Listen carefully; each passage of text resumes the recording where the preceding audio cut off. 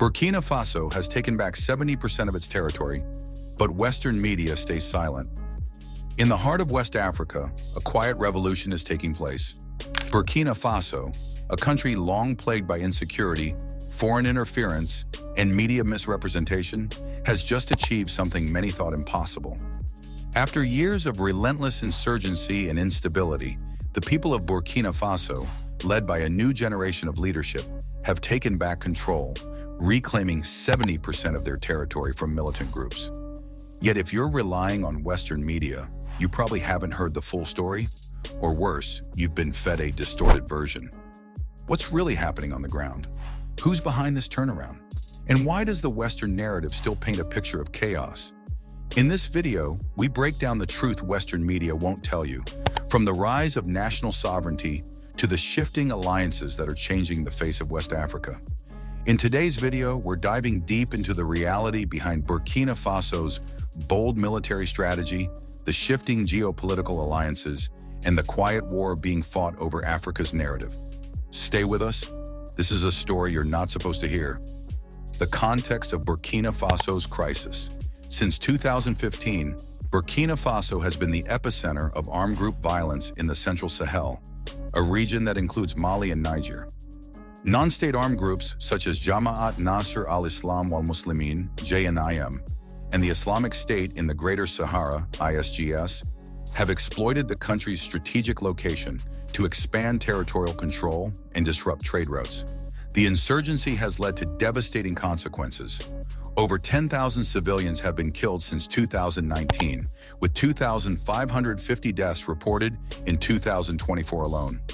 Additionally, the conflict has displaced over 2 million people, with 379,307 new internally displaced persons, IDPs, registered in 2024.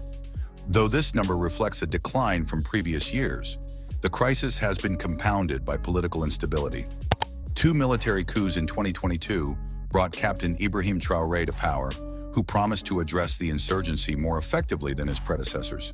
In April 2023, Traoré's government declared a general mobilization to recapture territory, creating a legal framework for counterinsurgency operations.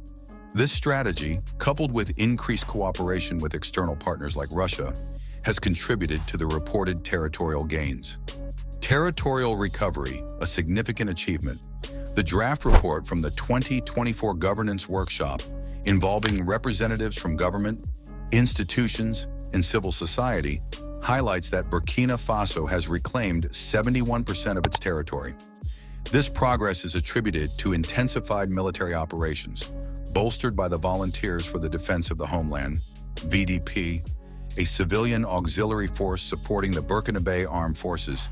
The VDP has played a critical role in securing national territory, though their actions have also been linked to human rights abuses, including the targeting of ethnic Fulani communities suspected of collaborating with insurgents. The increase from 69% in 2023 to 71% in 2024 reflects a slow but steady restoration of state authority in areas previously under insurgent control. This achievement is particularly significant given the scale of the challenge. Jihadist groups have besieged dozens of localities, cutting off food and aid supplies, and controlled up to 40% of the country's territory as recently as 2023. The government's efforts have also facilitated the return of approximately 640,000 IDPs to their places of origin in 2024, bringing the total number of returnees to 1 million since March 2023. Factors behind the success. Several factors have contributed to Burkina Faso's territorial recovery.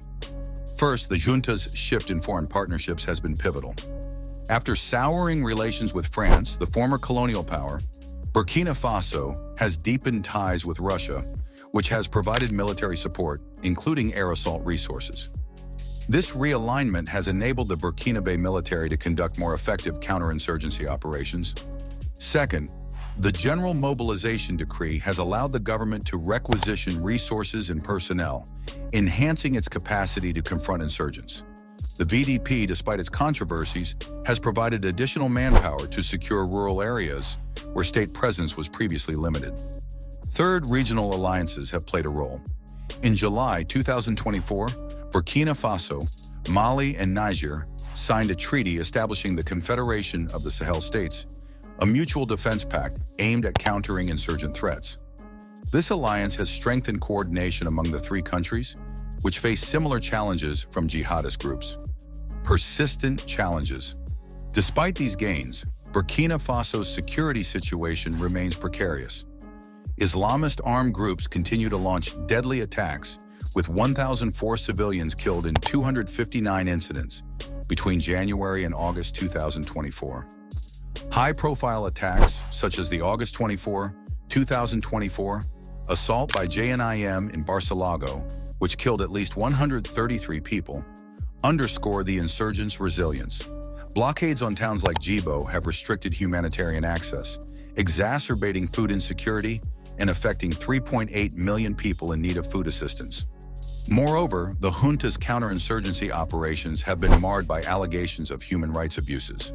Human Rights Watch, HRW, reported that Burkina Faso forces and the VDP killed at least 1,000 civilians in 2024, including 223 in the villages of Nondine and Soro in February.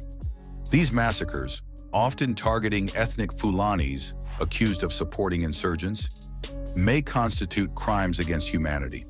The junta's crackdown on dissent, including the arbitrary arrest and conscription of journalists, activists, and critics, has further complicated the narrative of progress. Why the Western media's silence? The limited Western media coverage of Burkina Faso's territorial recovery stems from several key factors. First, the situation is complex. While the military junta has successfully reclaimed territory from armed groups, this is overshadowed by reports of human rights abuses and political repression.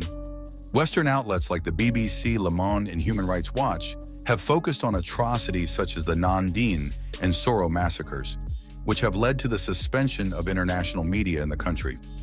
These negative events often dominate the narrative, pushing the story of military success into the background.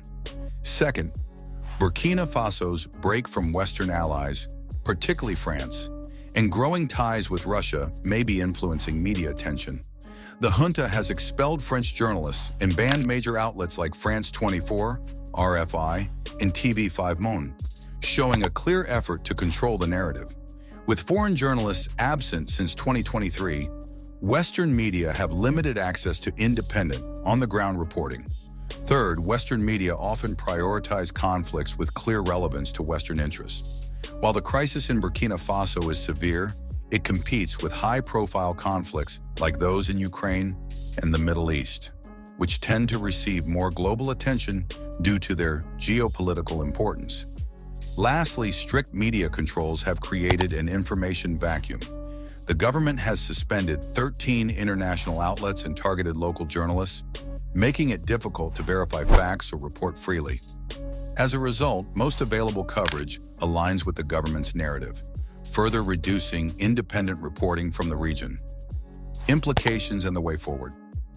Burkina Faso's territorial recovery is a testament to the junta's determination to restore state control, but it comes at a significant cost.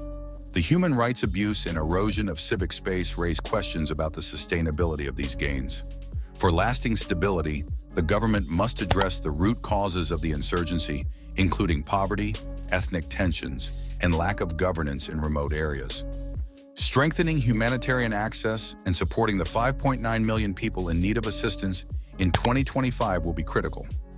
The international community, including regional bodies like the Confederation of the Sahel States, should prioritize accountability for abuses while supporting Burkina Faso's efforts to secure its territory. Western media, meanwhile, must strive for balanced reporting, acknowledging both the junta's achievements and its failures to provide a fuller picture of the crisis. Burkina Faso's story is far from over, but what's clear is this: the people are rising.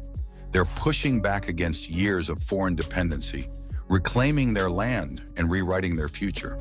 What Western media often ignores is the spirit of resilience, the grassroots movements, the civilian bravery, and the hunger for self-determination. Don't let one-sided headlines shape your view. The world is changing, and West Africa is taking back the pen to write its own story. If you found this video insightful, make sure to like, subscribe, and comment your thoughts below, and share it with someone who needs to hear the other side of the story. There's a lot more to uncover, and we'll be right here to break it down.